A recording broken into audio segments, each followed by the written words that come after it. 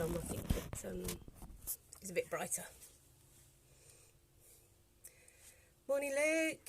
Yes, I'm well, thank you. I'm well. All over COVID now, so I think it's all out of my system now. Proved negative yesterday, so that's good. So now I feel like I can see people again, so that's quite nice. And actually went to the pub to see a friend that was leaving yesterday, so I went there for a couple of hours. So that was nice to actually get out. Still felt a bit funny though, but and you feel like you should still be sitting there with your mask on, but well, we've got to live with it now, haven't we? So I suppose we've got to just get on with it now. So morning Michelle, morning Sylvia. Who else is there? Would like to say hello? Anybody else?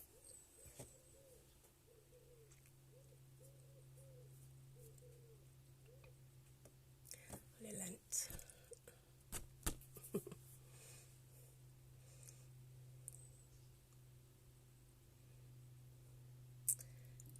Morning Yvette from Australia, or evening I should say. Happy evening to you, Yvette. How are you? Been busy? Getting ready now?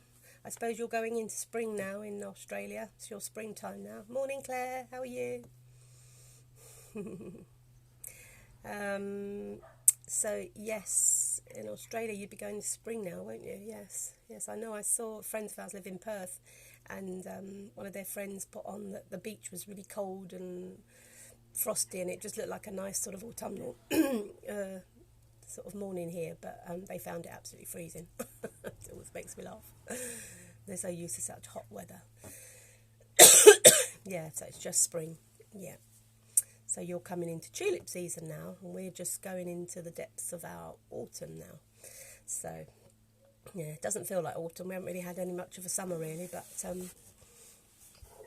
we'll just have to embrace it, don't we? Hopefully we'll get a bit more sunshine. I'm hopefully going to Cyprus for a week, next Wednesday week. So that will be my last little blip of sunshine.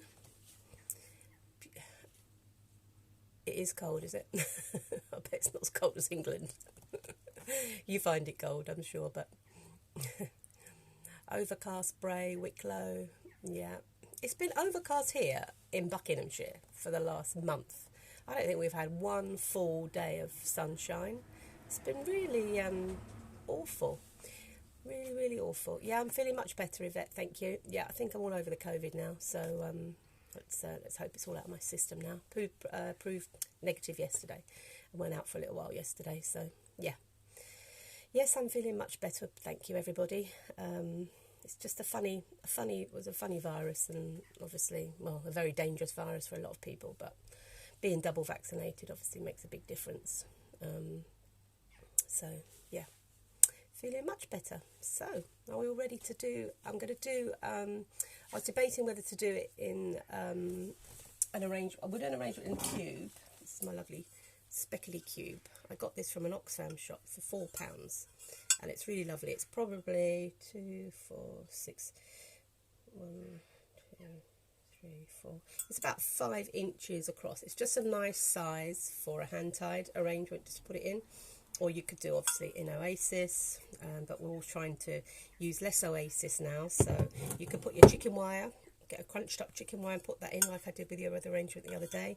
But we're just literally going to do a hand tied and put it in here today. So keep it nice and simple and nice and eco-friendly. All right. So the foliage I've got today is all from my garden, bar a little bit of my, my favourite. My favourite obviously is pistas, which I use in everything, and this obviously is imported. I don't grow this in the garden, but I'll just use that to collar it at the end. Now, so I've got, now I think this is called, I've forgotten the name of this one. Is it Prix? Somebody let me know. I've forgotten what it's called now. Anyway, I've got a big bush of this in my garden, so I've just cut some little pieces of that, and literally obviously I've stripped all the bottoms so they're ready. And this one I've got no idea what it's called. I will look it up and find out what it's called. It has these horrible thorns on it, and again I put a bush of this in my garden when I first moved here, and that's sort of sprung up now. So this is quite nice because it's quite nice autumnal colours. It's like a variegated leaf, so I've got a bit of that. I've got some broom. which obviously isn't flowering now, but this will be flowering lovely in our spring. And this is that lovely one I used for something in the spring. I can't remember what arrangement it was now, but it had lovely sort of peachy pink flowers on it. But obviously this time of year I just cut it and use it in green for greenery, which is really nice if you want a nice sort of fluffy, but it's very stiff, but it's still fluffy looking. So that's a nice one. I've got some Clematis. This is Clematis Montana, which I have grown all over my oil tank. And this time of year it sends out these lovely sort of autumnal strands, and I just cut them and use them in arrangements. I think they're lovely. They're nice, and say for autumnal it's that nice deep red stem and nice green, deep green foliage. And the other thing I picked a little bit of was this one, which is lemon balm, which is a herb, and it has a tiny little pink flower. See that? You can't really see the flower there, but there's a little flower there. But it's not really known for its flowers, it's known for its lemon balm. And if you rub it, it smells divine. It's just like lemon, it's just like a lemon tree, citrus lemon bush it smells like. And this is great actually. If you keep this by your kitchen door, it keeps flies away. They hate it, they absolutely hate it. So keep a bit anywhere where you don't want flies, grow some of this. You can keep it inside over winter. I have it in the winter, and then I bring it out, I put it back in the garden. And it's really lovely. So this is like a scented geranium, I think. It's a scented geranium family, but also called lemon balm. So that's that one. We're just going to put a little bit of that in, just really for texture and different leaf shape. Okay. And for my flowers, we've got a few things from the garden. I've got Sedum. And this has gone mad this year, obviously, like that horrible wet spring that we had. So I've got Sedum. I've got some Rudbeckia, which I've loved this year. Just grew them by chance this year. Just sort of threw them in, and they've gone mad. And they just, as soon as you cut one, you get another one. And the stem is rock hard, so they're great for flower arranging. The other one from the garden I've got is the Achillea, and this one I'll get the name for you, but it's a really large flat-bedded one, and this grows really tall. It grows to about 6 foot tall sometimes, so that's a great one as well. So those are from my garden. Oh, and I've also got some. I didn't grow this in my garden, but I will grow it next year, because apparently it's quite easy to grow. And this is called Celosia. There's different types of Celosia. There's this one, which is the spiky one, and then there's another one which looks a bit like a brain plant. It's sort of all curly. It looks, if you put them 2 or 3 together, it looks like the top of a brain. Morning, Marlene, and morning, Christine as well. I didn't say good morning, and Avril. So this is the spiky one, which we use for points, but there's also the brain sort of shaped one as well, and that the brain shaped one comes in sort of oranges and bright pinks. It doesn't last a long time, so some florists don't like to use it, but it is lovely, and it has great texture and shape. So if you got it, use it. So I'm going to put some of those in as well. I've got a couple of Prix roses. These are absolutely beautiful. Look at these. I had these left over from a funeral I did in the week, but they're still rock hard. See, rock hard. They last. If you buy good roses, they last a long time, especially, well, as long as it's not Valentine's.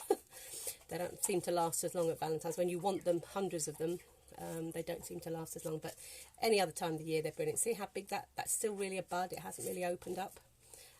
So that's Prix roses.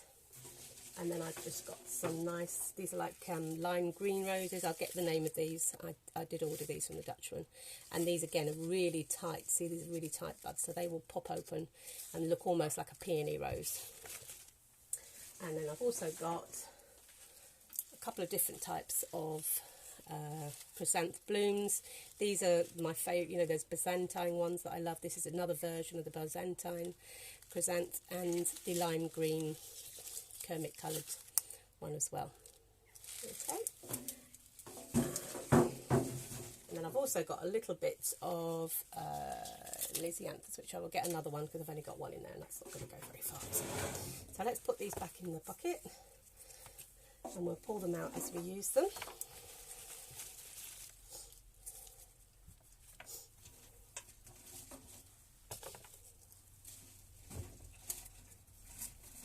I'm just going to strip these roses because they are a bit spiky. I use one of these sometimes. This is a rose stripper,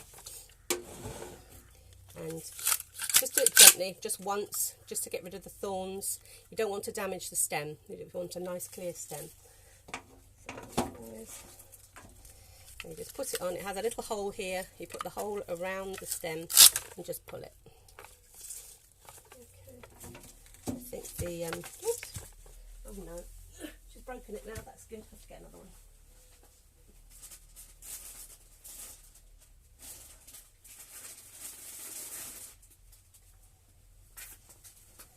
One. See how easily things break? There we go. And obviously I've already stripped the Achillea.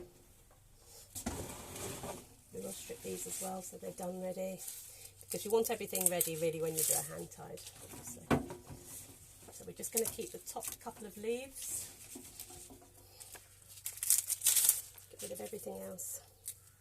Sometimes these are rather hard, the stems of the chrysanthemum, so you can use the thorn stripper on these as well.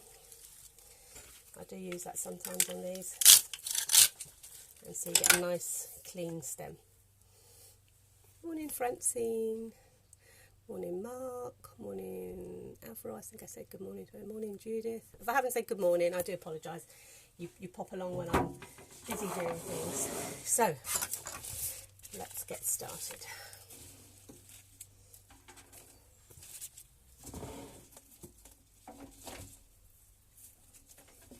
So we're going to start with our broom, just to get this nice overall round effect. If you can get something like this, it makes it so much easier when you're a beginner because it gives you a shape before you've even started. Let me just, sorry. Morning Eileen, morning Sharon, morning Sharon. There we go. Right, I think I've said hello to everyone now. Right, so we're going to start. Oops.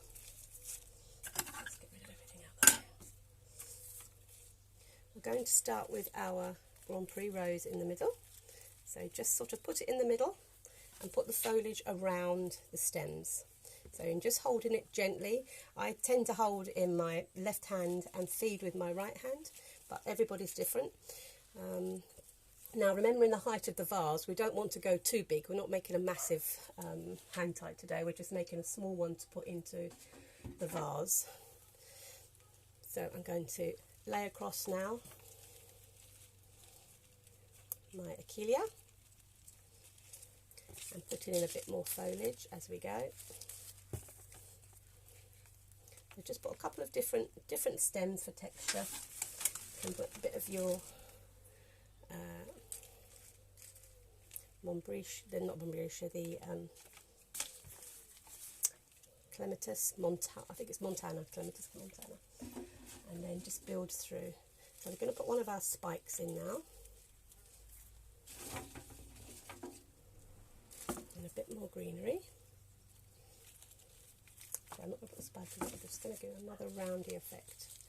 Let's get a bit more roundy effect first.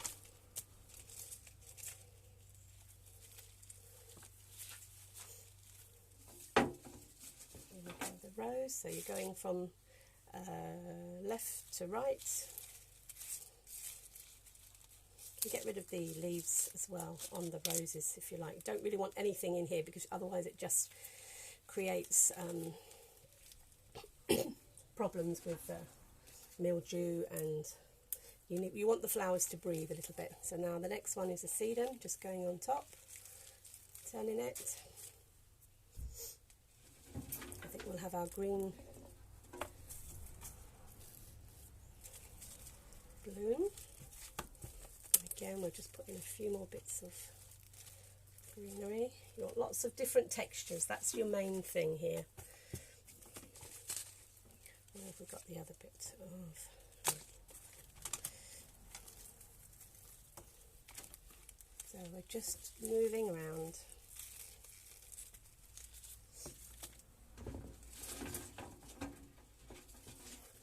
other Achillea this side. I usually work in threes. Most florists work in threes, but to make things last and to make things still grow in the garden, I don't like to cut too much down if I can encourage it still to be grown and still look pretty in my garden, obviously. So we're just twisting, and we'll go in now with our spikes. So 1, turn, 2, turn, 3, turn. So we see we've got that nice, see the Celosia makes such a difference. I think there's these spiky ones, the Celosia, and that just gives a nice different texture. And we've got our other rose. Where's our other rose? Our other rose is here, so you want to make sure they're nicely spaced out. So I'm going to put a bit more greenery in here, I think,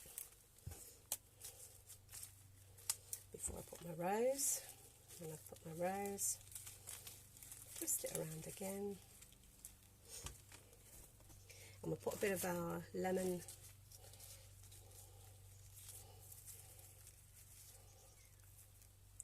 and just jiggle in the height of these. You don't want them too tall. We've got our other, put that one around the other side. Where's our lovely rose? Our rose is in the middle, so maybe we'll put the rose this side, just to, so we've got 2 different ones there. And we've got our sedum. We're just going to pull the sedum up a little bit. That's it. You're holding it just gently, just gently. You want to be able to move the flowers up and down as you go. I'm going to put my other bloom in here. Just make sure you've not got any foliage around your holding type point. There we go. So just keep turning. Put another piece of the lemon balm in there. And I'll put another bit on the other side just to even it out. With the broom you can sort of feed it through as well, which is quite nice. I've got my Rudbeckias, I'm just going to put those in. Again, it's another lemony autumn texture and colour. So I'll definitely be growing more of these this year. I love them. I don't know what the colours they come in. I'm just going to put my Lizzie there. So, got lots of different textures. It's loose. You just let your hand go a little bit and just loosen it up. And then you can always feed down if you want some more spikes through the top. Just put the spiky ones down through. Feed them down through till you can hold, till you can feel it.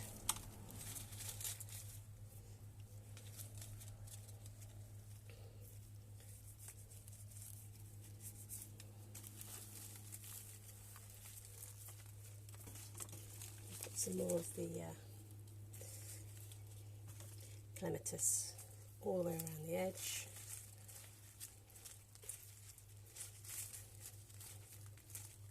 I love it for texture, for colour.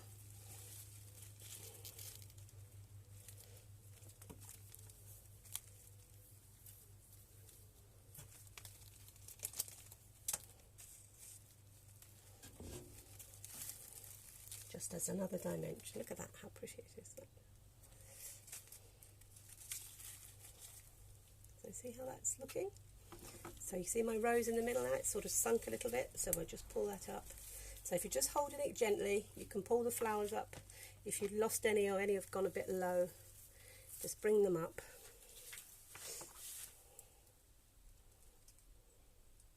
See all the different textures, you've got lots of bits for height.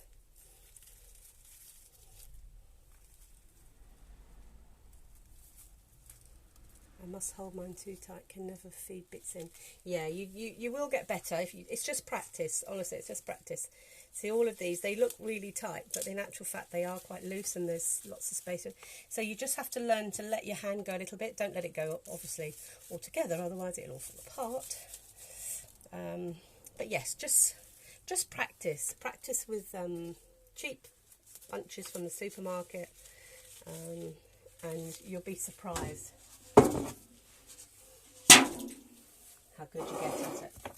Right, and I'm just going to use a couple of my bits of my favourite, my pistache. I'm just going to put a few of these around the bottom, just as a collar, and it just protects the flowers. It's whatever type of flowers you're doing, it just protects the layer above, and if you've got any droopy flowers, it will support them as well.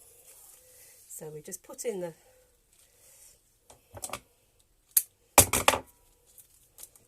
there we go, just putting it around the edge, so you've just got this nice edge at the bottom which is just protecting it. Okay, and then we're going to tie that off with some natural twine to keep it all eco-friendly today. Not using any plastic one today. Just go all the way around, still holding, but pulling a little bit tighter. I find this a little bit harder to work with but a lot of people like it, the natural twine. So just make sure you've got a nice firm hold and tie.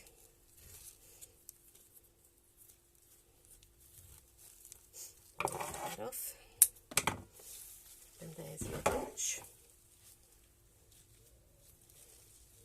There we go. So very autumnal colours, and then you just want them to, you want your flowers to sit on the top of your vase. So you're going to have to cut quite a lot of stems off this. So just cut what you think first, and then cutting them all diagonally will give them all a better chance to drink.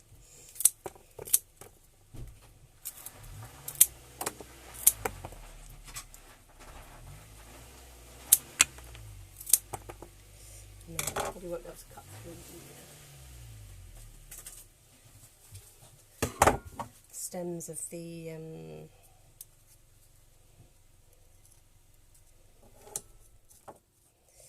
foliage. Always a bit stiffer. Get your secateurs out for those. Now, I probably won't have cut enough off, but it's just to show you, just to see how it fits. Now, see, it's still a little bit tight, it's still a bit tall, and we've got a bit of a space here, so I want it a little bit shorter. That's fine. Just cut another little bit off until you get it to the height that you want it.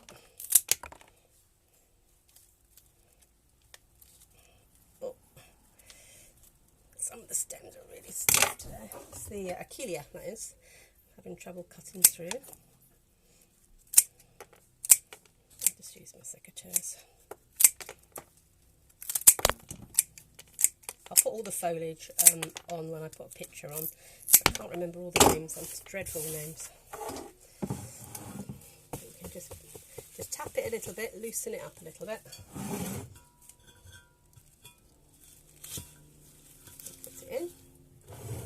And there you have a beautiful autumn. You see it's quite loose. You can just go around and just gently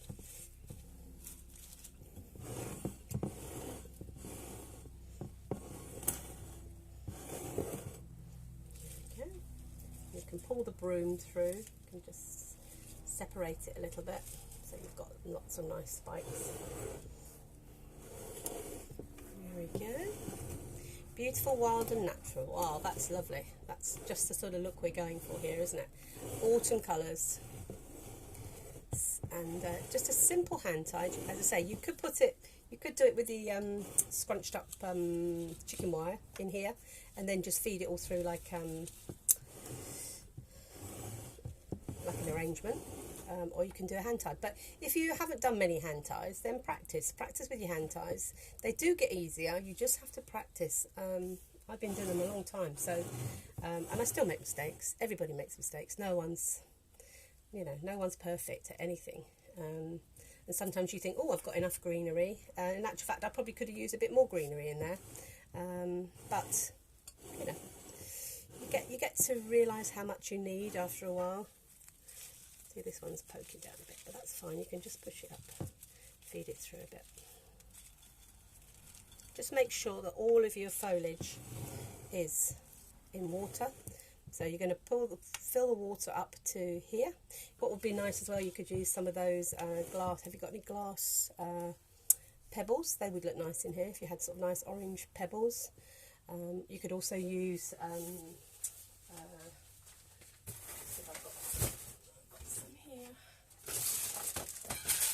you could also use something like this. This is the sisal. You use sisal for quite a lot of things in the winter, especially on planted arrangements. You get a little bit of this, just ruffle it all up, separate it all. It goes really tight, so you need to fluff it all up. You could add something like this as another dimension.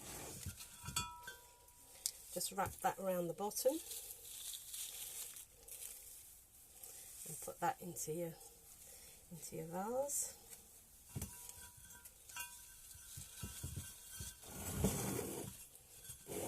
So you can add colour in lots of different ways. This is just another way you can add colour. So you could do something like that. You could have the pebbles. Yeah, if you want more colour, that's it.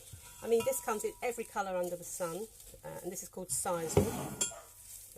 I don't want it for this, but I'm just trying to show you that you can add more colour if you wanted to. You hear my Bella barking in the background here. Little girl, she's in the garden, causing havoc. Anyway, that's it. So that's it for today. That's our lovely autumn hand-tied in a cube vase. Okay, have a great weekend, everyone. I'll see you next week, and enjoy the weather, however much it rains or shines. Have a great week, everyone. I'll see you next week. Bye.